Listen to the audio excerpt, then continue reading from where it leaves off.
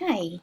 So reflecting back over the Bento project, when I first looked at it, it seemed like a pretty straightforward project. Choose a book, pick out artifacts, reflect on the story, and share. But digging deeper into the requirements, it became a lot more complicated. Choosing the book wasn't too difficult. Even though The Serpent King managed to completely rip my heart out, it was still going to be the one that I chose for the Bento project. Working to erase the stigma surrounding mental health and depression, and especially seeking help, is a cause that I am 100% behind. It's personal, and even the week that we read The Servant King, there was just some stuff going on with my son and his friends group, and the fallout from that. A friend of his who is bipolar was being harassed via social media and text about being crazy and unhinged. And even though that particular situation has been dealt with mostly, the underlying belief that this is something that we can make fun of, it's still there and it needs to be dealt with.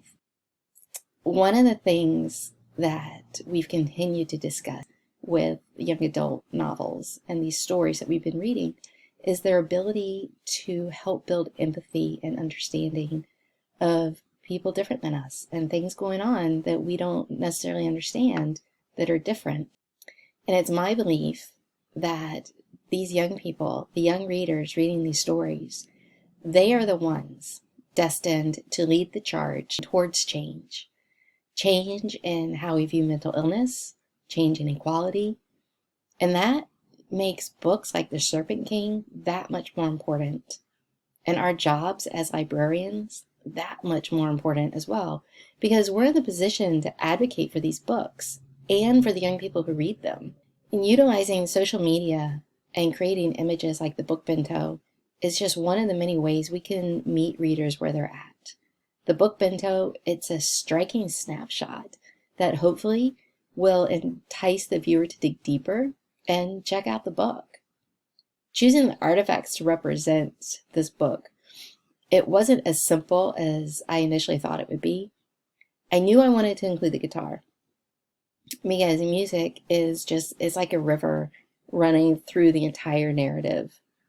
Then I remembered my mixtape and the wreath of dried flowers, and I knew that I could incorporate those.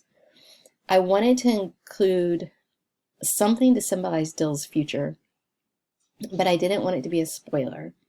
So I included the university pennant without explanation in the student version. Connecting it to the Common Core standards, coming across the publisher's discussion guides was a game changer for me, because I wasn't really sure how to go about that. I'm not a classroom teacher and I don't have that experience. So coming across the discussion guides was just a fantastic way to have a lesson and be able to bring it back to the standards.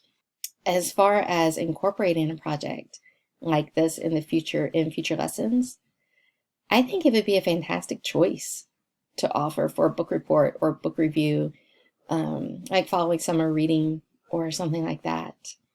It's not the type of project all students would choose, which is important to have it as a choice among others. But the ones who would choose it for their project would most likely be extremely creative with it and have a lot of fun with it. In the end, for myself, once I got over the overwhelming parts and started to figure some things out, it was a really fun project to create, and I'm glad we did it. And it's one that I'm glad I have it in my bag of tricks for later use.